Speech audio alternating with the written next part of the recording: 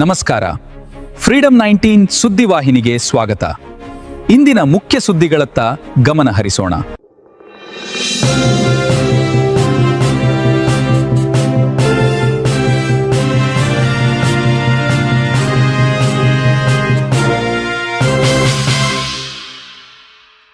ನಮಸ್ಕಾರ, ನೀವು ನೋಡ್ತಾ ಇದ್ದೀರಾ ಫ್ರೀಡಂ 19 ನ್ಯೂಸ್ ಚಾನೆಲ್.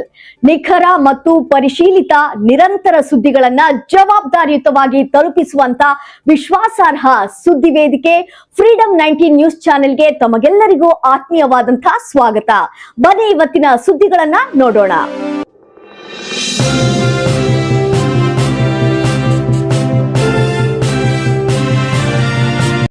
ಅಡಹಳ್ಳಿ ರಸ್ತೆ ಅಧ್ವಾನ, ಅಧಿಕಾರಿಗಳ ವಿರುದ್ಧ ಹರಿದು ಬಂದ ಗ್ರಾಮಸ್ಥರ ಆಕ್ರೋಶ.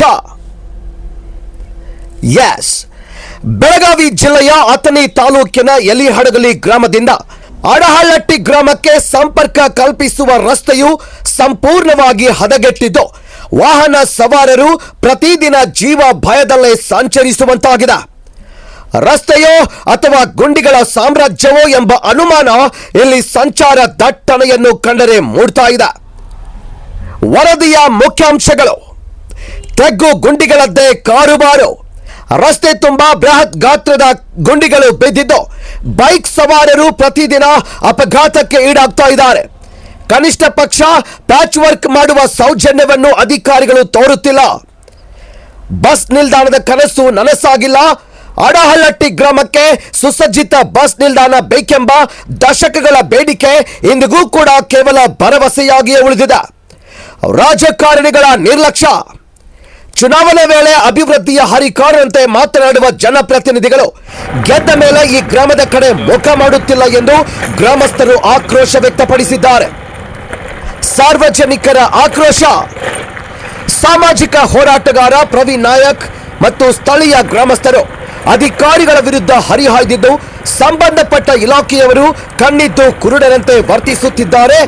ಜನರ ಗೋಳು ಅವರಿಗೆ ಕಾಣುತ್ತಿಲ್ಲವೇ ಅಂತ ಪ್ರಶ್ನೆ ಮಾಡಿದ್ದಾರೆ. ಗ್ರಾಮ ಪಂಚಾಯಿತಿ, ತಾಲೂಕು ಆಡಳಿತ ಹಾಗೂ ಲೋಕೋಪಯೋಗಿ ಇಲಾಖೆ ತಕ್ಷಣವೇ ಎಚ್ಚೆತ್ತುಕೊಂಡು ಈ ರಸ್ತೆಯನ್ನು ದುರಸ್ತಿಗೊಳಿಸಬೇಕು ಮತ್ತು ಅಡಹಳ್ಳಿ ಗ್ರಾಮಕ್ಕೆ ಬಸ್ ನಿಲ್ದಾಣದ ವ್ಯವಸ್ಥೆ ಮಾಡಿಕೊಡಬೇಕು. ಇಲ್ಲದಿದ್ದಲ್ಲಿ ಮುಂಬರುವ ದಿನಗಳಲ್ಲಿ ತೀವ್ರ ಪ್ರತಿಭಟನೆ ನಡೆಸಲಾಗುವುದು ಅಂತ ಗ್ರಾಮಸ್ಥರು ಎಚ್ಚರಿಸಿದ್ದಾರೆ. ವರದಿ ಮಹೇಶ್ ಶರ್ಮಾ, ಫ್ರೀಡಂ 19 ನ್ಯೂಸ್, ಅಥಣಿ. ಇವಿಷ್ಟು ಇಂದಿನ ಪ್ರಮುಖ ಸುದ್ದಿಗಳು. ಕರ್ನಾಟಕದ ಪ್ರತಿಯೊಂದು ಮೂಲೆಗೂ ನಿಖರ ಮತ್ತು ಪರಿಶೀಲಿತ ಮಾಹಿತಿಯನ್ನು ಜವಾಬ್ದಾರಿಯುತವಾಗಿ ತಲುಪಿಸುವಂತಹ ಪ್ರಯತ್ನದಲ್ಲಿ ನಾವು ಸದಾ ನಿಮ್ಮ ಜೊತೆ. ಫ್ರೀಡಂ 19 ನ್ಯೂಸ್ ಚಾನೆಲ್ನ ವೀಕ್ಷಕರಿಗೆ ಧನ್ಯವಾದಗಳು. ಮತ್ತೆ ಭೇಟಿಯಾಗೋಣ ಮುಂದಿನ ಸುದ್ದಿಗಳೊಂದಿಗೆ. ನಮಸ್ಕಾರ.